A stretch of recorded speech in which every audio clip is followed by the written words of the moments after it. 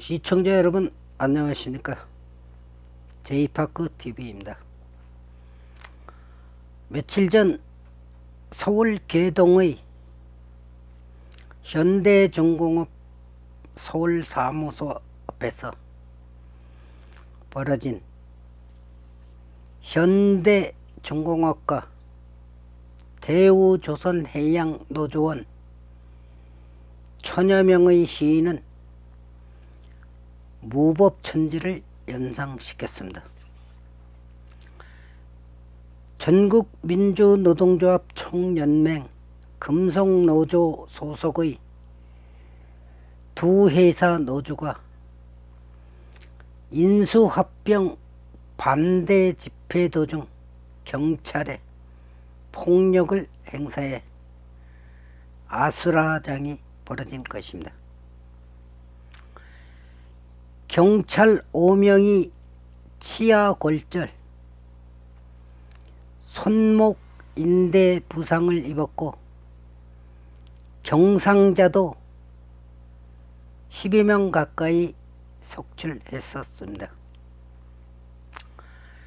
노조원들은 폴리스 라인 넘어 경찰을 덮쳐 방패를 뺏고 멱살을 잡고 바닥에 쓰러뜨리며 공권력을 무력화시켰습니다.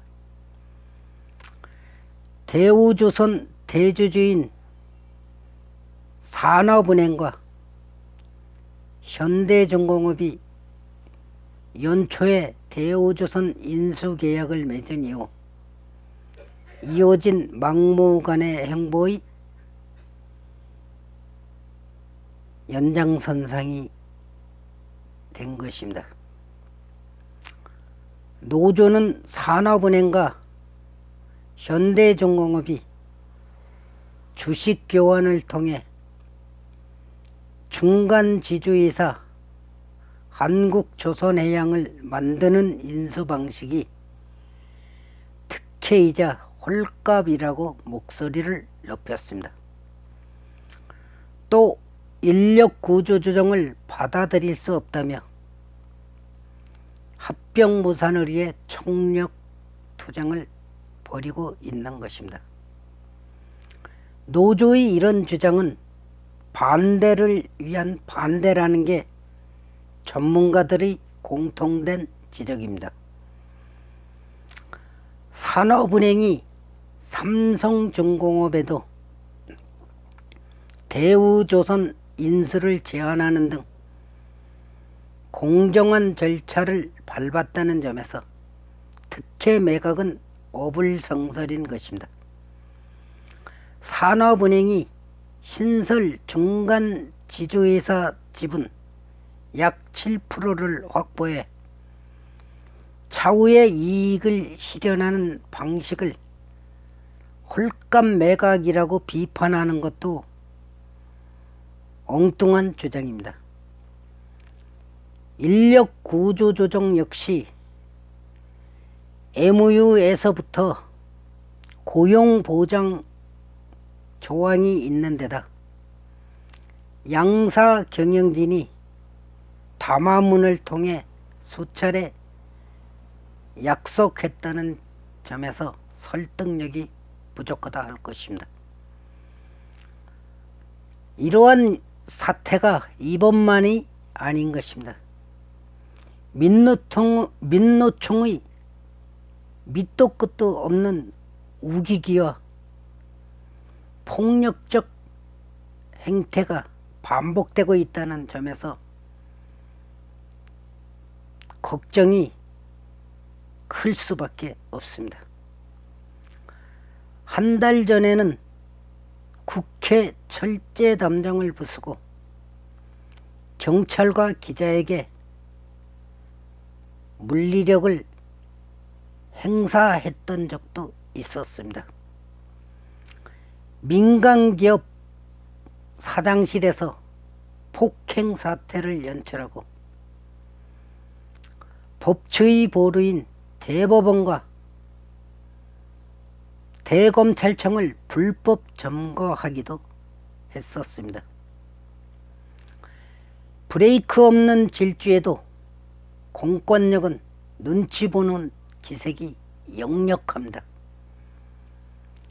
경찰은 현대중공업 불법 집회에서 검거한 12명 중 10명을 불과 몇 시간 만에 석방했습니다. 지난달 국회 폭력 시위 때 연행자 대부분을 풀어준 뒤 비판이 들끓자 엄정한 법치를 약속했지만 물거품이 되고 만 것입니다. 노조 해방구라는 우려가 커지는데도 정부는 아예로 핵심 협약 비준 감행을 선언했습니다. 경제사회노동위원회의 사회적 합의와 국회 입법을 고치겠다던 기존 입장을 손바닥처럼 뒤집은 결정인 것입니다. 국내법과 국제조약 간 혼선이 불부듯 뻔한데도 친노동 본색을 유감없이 발휘한 셈이 된 것입니다. 파업 시 대체 근로권 등 최소한의 사용자 권리는 끝내 외면한 일방적인 처사인 것입니다.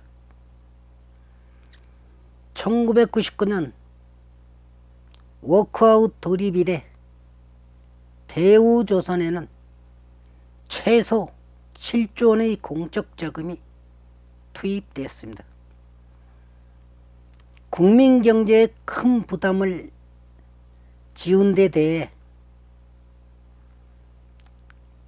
노조도 책임있는 자세를 보이는 것이 당연한 처신일 텐데 반성은커녕 집단 이익을 앞세우자 여기저기서 질렸다는 비판이 쏟아지고 있습니다. 양사합병은 오랜 침체에 시달리는 한국 조선산업의 경쟁력 회복을 위해 불가피한 과정인 것입니다. 매각을 무산시켜 국영조선소로 남겠다는 구상은 조선산업 전체의 공멸을 재촉할 뿐인 것입니다. 미국, EU, 중국, 일본 등이 반독점 심사의 칼을 갈고 있습니다. 20년째 정치의 늪에서 호적되는 대우조선 해양 사태를 이번에는 확실히 매듭지어야 할 것입니다. 더 이상 노조에 휘둘려서는 조선산업은 물론이고 한국 경제는 암울한 시대를 맞을 수밖에 없을 것입니다. 이러한 친노동 정책적으로 나갔다가는 어떠한 기업도 투자와 고용을 이루지 못할 것입니다.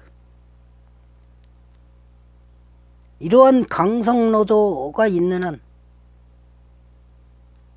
어느 경영인도 신규 고용을 꺼릴 수밖에 없을 것입니다. 경제를 살리는 것은 어려운 것이 아닙니다.